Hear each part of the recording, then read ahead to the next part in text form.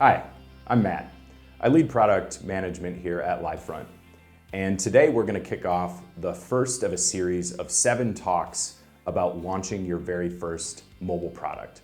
We're calling this 0 to 1 with mobile. These are the 7 lessons that we feel you need to know as you embark on that journey of bringing your first mobile app to market. As mentioned, my name is Matt. I lead product management here at Livefront. Co-presenting with me through this series of 7 talks is going to be Jack Cunningham, who is a product strategist also on our team. These talks are going to take the form of 7 lessons that we feel are important things to keep top of mind as you go about this process of bringing a mobile app into the world for the very first time. This isn't the exhaustive list of everything that you may need to know, but these are 7 lessons that we've found to be very valuable in our own earned experience. And let's get into it. Our first lesson is draft a quarterback you trust. I will promise you to keep the football analogies to a minimum throughout the rest of these talks, but I do feel that quarterbacking is an apt analogy for product management. And what I mean by that is, whereas a quarterback is responsible for ultimately the outcome on the field, and they are very much seen as a leader on the team, they don't have direct responsibility for the rest of their team members. What they're really responsible for is putting their team members in position to have the most success or do their best work. And in a lot of ways, that's a fitting analogy of product management. So not that long ago, when companies aspired to launch a brand new digital product, the common thinking was, we're gonna need a really strong project manager. And we're gonna have to start with an exhaustive set of requirements, probably in a Word doc. We're gonna need a detailed project plan. We're gonna need a Gantt chart, because at the end of the day, our biggest source of risk is, are we gonna deliver this product on time and on budget? And as we've moved forward, we've really evolved past that thinking from project management to product management. And whereas a project manager is primarily charged with managing that delivery risk, a product manager is evolved to manage value risk. And value risk, simply put, is the question of whether or not this product that we're trying to build actually is useful and provides value for the users that we're trying to serve. When you're launching a new mobile app, your biggest source of risk is value risk. It's not delivery risk. And in our view, that's why you need a really strong product manager.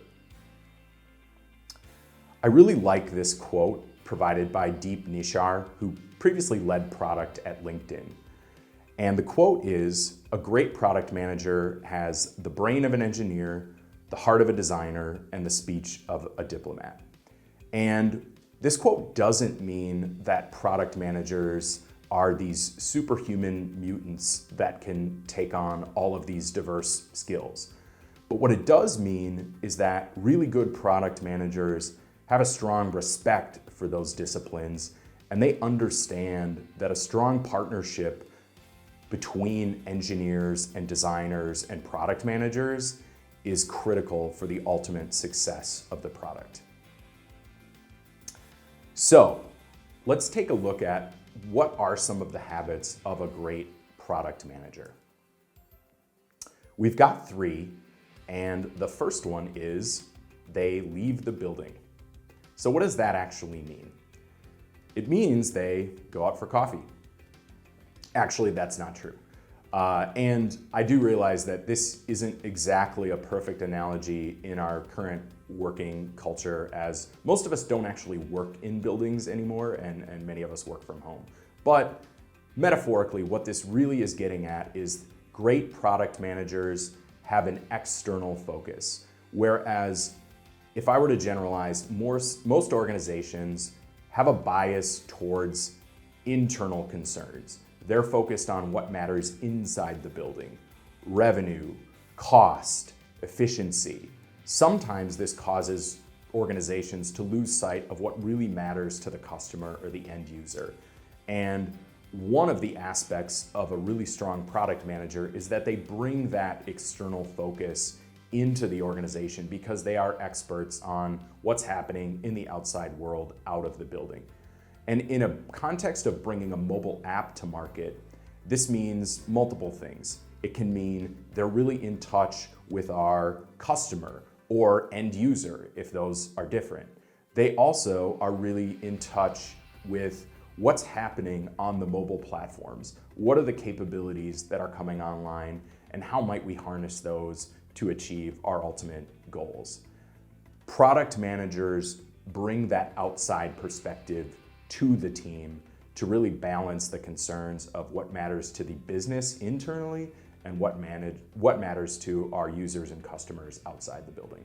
The next habit of a great product manager is they place informed bets. Just a minute ago, we spent a little bit of time talking about value risk. And building on that concept, a great product manager is able to systematically break down value risk by placing small incremental bets. So again, when we're building a new product, our biggest source of risk is whether or not this product is valuable and useful to the users that we're trying to serve. And so to manage that risk, it really starts from a very early stage, even before design work is happening, and doing things like concept testing and validating the desirability of our product idea. Then, as design goes on, it includes measuring and assessing usability. And not only did we design the right thing, but did we design it the right way?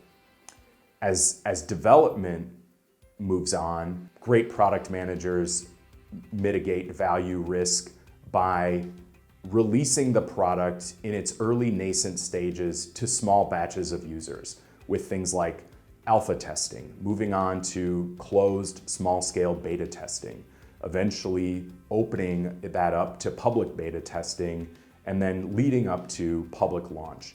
But all along the way, we're taking small bets at a time and really providing lots of feedback loops throughout the process so that by the time we actually launch publicly, we have a really well-formed theory that our product is going to resonate with users, and we've effectively managed that value risk.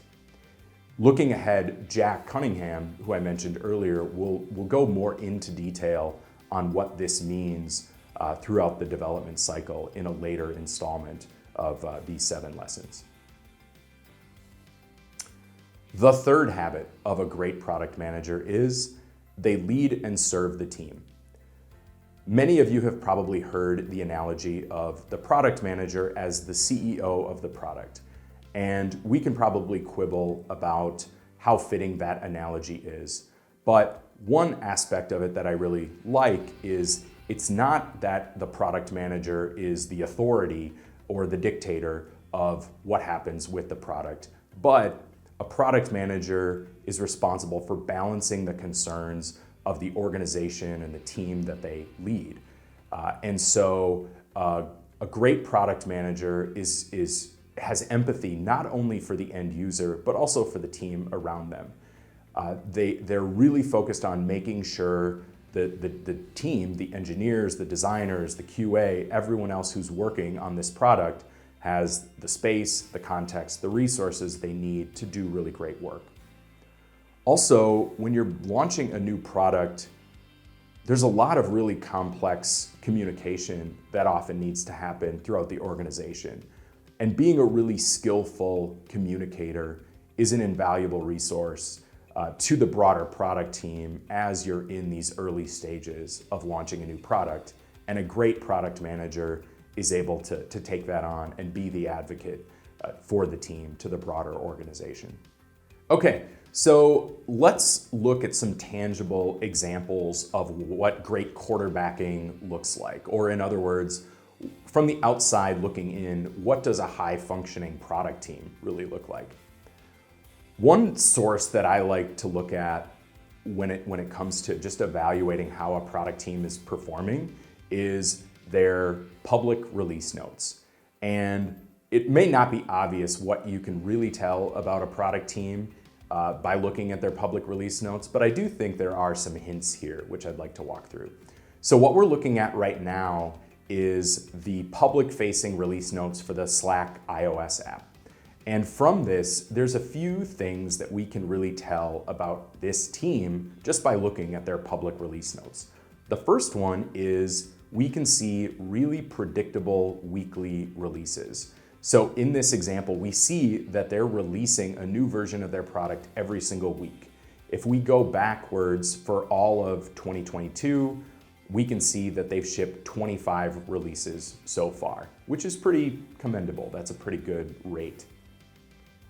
If we look inside those release notes, we see that they're releasing new features. Everybody loves new features, but it's not only that, they're also releasing what might not fit the classic definition of a new feature, but enhancements or improvements to features that already exist.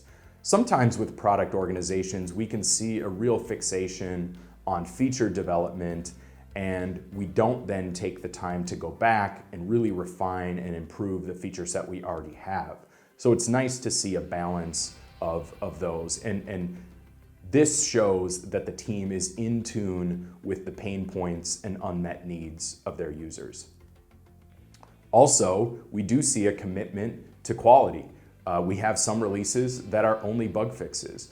And while it's not as sexy as brand new features, it's important to raise the floor for your product and not only be focused on raising the ceiling.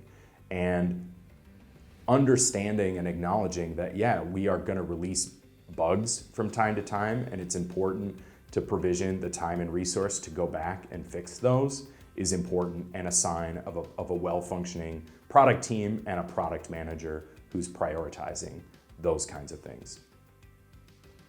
Okay, if we look at another example, and I'm not gonna name names or pick on this other example, but this is another view of the public release notes for another competing iOS messaging or workplace app.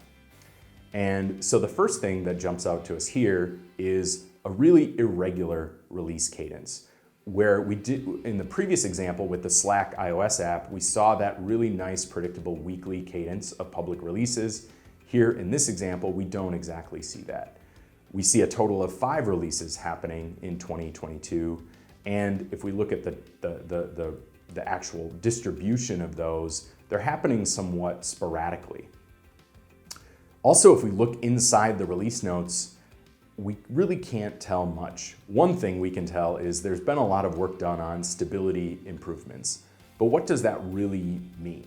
How is that adding value to the users? It's not exactly easy to tell. So I don't want to over-index on public release notes because it's not exactly fair. We don't fully understand the internal dynamics of what's going on with this product. But there are some tells and some contrasts between a really high functioning product team and one that might not be functioning as highly. And that concludes our first lesson. Draft a quarterback you trust. And said another way, find a really strong product manager to lead the effort of bringing your first mobile app to market. And we talked about what that means, leaving the building, bringing that external focus, placing small informed bets, managing that value risk, and finding someone who really serves and leads the broader product team. We hope you'll join us for our next lesson, which will be provided by me, and our second installment will focus on ask yourself, why does my new product need to exist? This can be an uncomfortable question, but it is an essential one, and we're looking forward to getting into it in our next installment. See you then.